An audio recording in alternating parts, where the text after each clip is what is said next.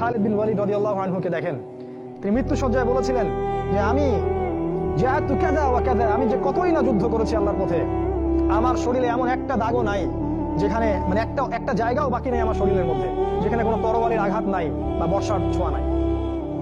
সেদিন তিনি মৃত্যু সজ্জায় বলছিলেন যে আজকে আমি আমার বিছানায় মারা যাচ্ছি, আমি যুদ্ধের মাঠে মারা যাওয়ার সৌভাগ্য আমার হলো না। ফালা নামাত আইনুল জুবালা, তিনি বলেছিলেন যে পুরুষদের দু চোখ যেন কখনো না ঘুমায়। ওই দেখো যুবক, তোমার আদর্শ। খুবাইব রাদিয়াল্লাহু আনহু, ইসলামের জন্য তাকে দায়ী করে পাঠানো হয়, রাজি নামক একটা জায়গায় কাফেররা তাকে ধরে ফেলে এবং তাকে শুল দণ্ড দিয়ে হত্যা করে। খুবাইব রাদিয়াল্লাহু আনহুকে যখন শুল দেওয়া হচ্ছিল, তিনি বলছিলেন, এই কবিতাটা ভালো করে পড়বা, রাইকুল মাকতুম বই আছে, লাস্তু উবালিহি নাউক্তাল মুসলিমান। তাকে যখন শুল দণ্ড দেওয়া হচ্ছে, শুল দণ্ড মানে বুঝো, পিছন দিয়ে মানে লৌহ দণ্ড প্রবেশ করিয়ে মাথা দিয়ে বের করে, কঠিন দণ্ড, একটা ফাঁসি টাসির চেয়েও ভয়ঙ্কর।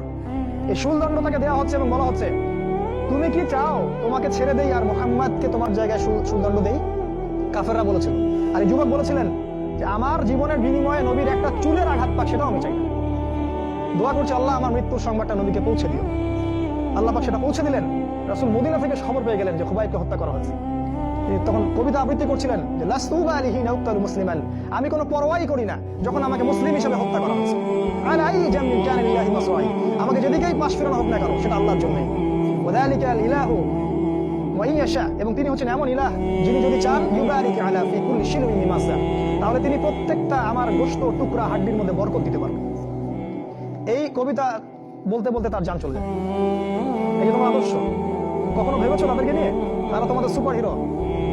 আজকে ফ্যান্টাসির জগতে সুপার হিরো খুঁজে বেড়াও তোমরা। রাসূলের আদর্শ গ্রহণ করার সৌভাগ্য হলো না, খালিদ বিন ওয়ালিদকে দেখতে পারলে না।